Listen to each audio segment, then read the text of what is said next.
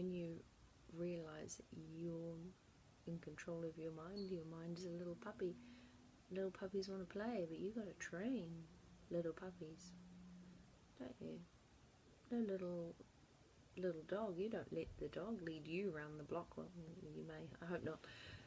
But you got to tell the puppy where to go, how to be, how to behave, what to do.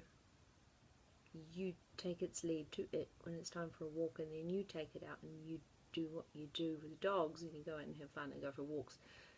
You don't let your mind, well, fortunately we do, but our mind is a tool and we shouldn't let it run us. See, our mind was a tool and it is brilliant at that, and it is a computer after all, so it only processes what we put into it, you know?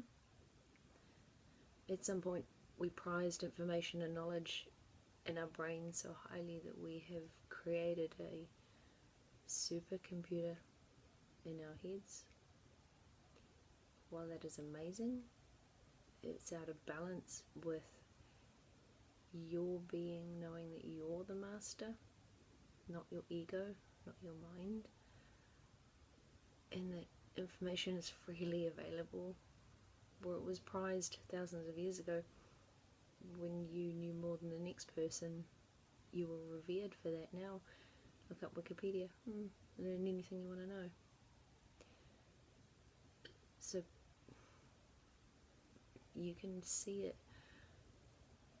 from the way that you have to step up and become the master, and realize that when you look objectively at yourself and realize you're not the thinker, you're not the one thinking, step out of yourself and go, I'm not me, I'm an energy in a body, actually I'm not my mind, actually I'm not even my thoughts,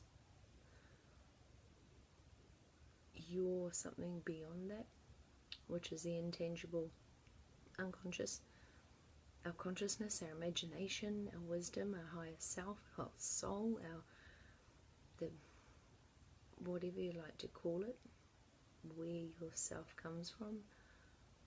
When you connect with that, it's really beautiful, but you have to dig through layers and layers of hurt and onions to get to that, but it is in there, trust me. Like, your mind is so layered with games and traps and sneaky little justifications and blame and reflections and roundabouts, and you know what it feels like is the journey through the forest.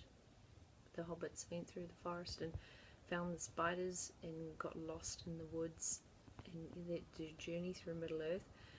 That's just the typical journey of us having this experience and going through life and going, hey, we're off on an adventure, and we're here on a planet that we're here to experience and grow and learn and have adventures, and we get here and we forget why we're here. But I want you to remember, you should remember why you're here, because I'd hate to see you waste this life on doing things you think you have to do, like buy that car or work to go out to clubs to, I mean, we've all enjoyed that, but you get to a point where you realise there's more, and when you know that you've got a purpose, you've got to fulfill that, because your soul will only handle you stuffing it with distractions and the ego and the excuses and the blame and the denial for so long, until you just got to face yourself, right?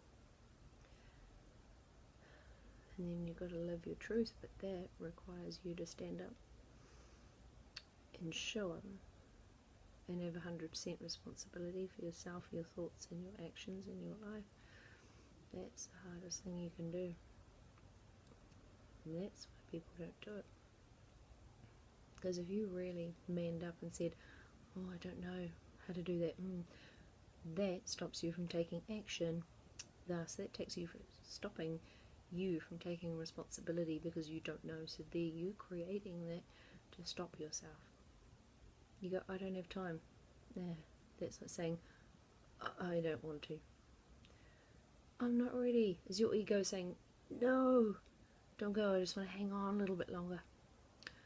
Oh, I really could need a break right about now. Is your mind going, no, no, come over here. I'm going to distract you a little bit more so that you don't look at yourself, because if you looked at yourself, you'd discover who you are. Then your ego loses all control. It loses the game as soon as you look at self and really see who you are and take responsibility and look inside and see your truth. The ego loses the game, so it is going to fight.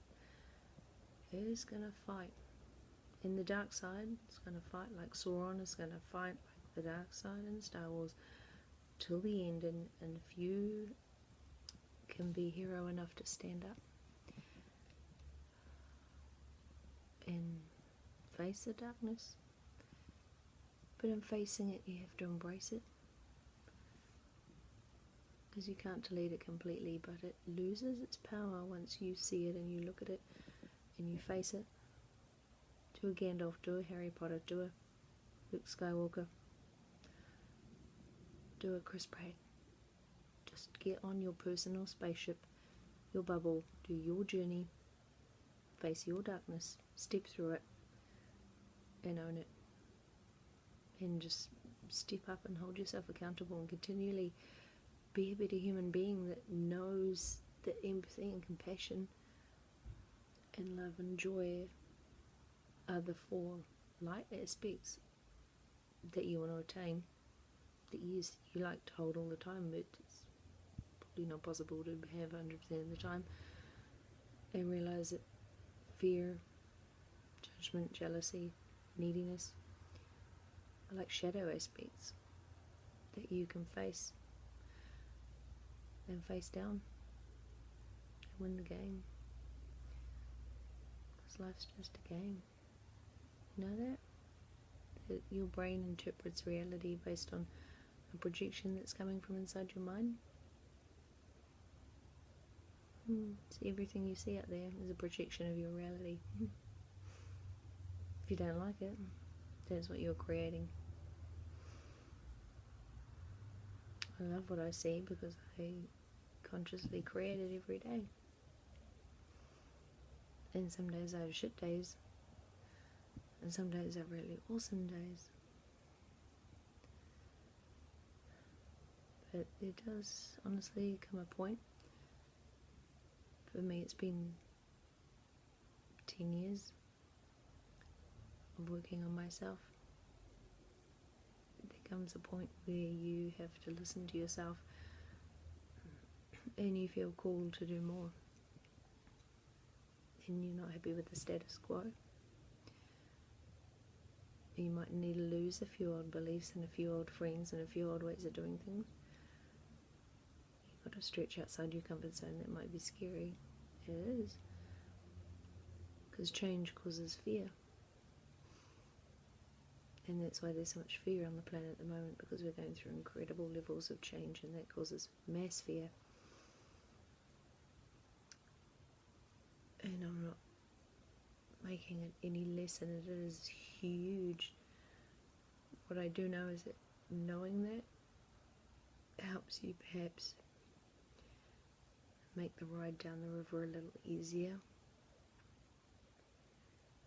If you can go with the flow and realize this change is causing fear, and if you can just continue to be strong and see the best in the world and the people and yourself, and continue to do your best and just take one step at a time, and realize that you're worth your journey, because that's why you're here.